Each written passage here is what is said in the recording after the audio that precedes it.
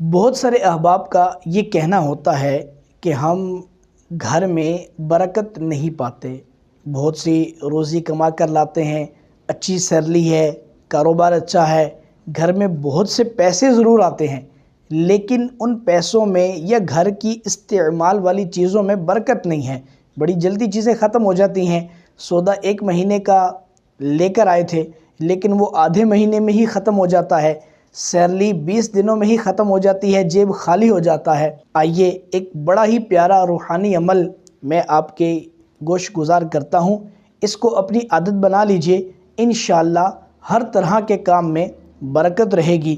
روحانی عمل کیا ہے نوٹ کر لیجئے، لا الہ الا اللہ کلمہ طیبہ کا پہلا حصہ ہے لا الہ الا اللہ، اس کو دن بھر میں 1000 مرتبہ پڑھ لیجئے، دن بھر میں 1000 مرتبہ۔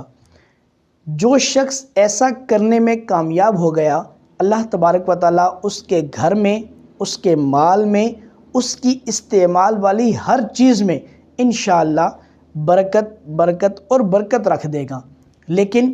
اس کو پڑھنے کا طریقہ یہ ہے کہ 1000 مرتبہ ہم نے لا الہ الا اللہ پڑھنا تو ضرور ہے، لیکن بیچ میں چند بار یعنی ہر 100 کے بعد یا ہر 200 کے بعد 1 مرتبہ اس کلمے کو پورا کر لیجئے، یعنی لا الہ الا اللہ محمد رسول اللہ صلی اللہ تعالی علیہ وآلہ وسلم۔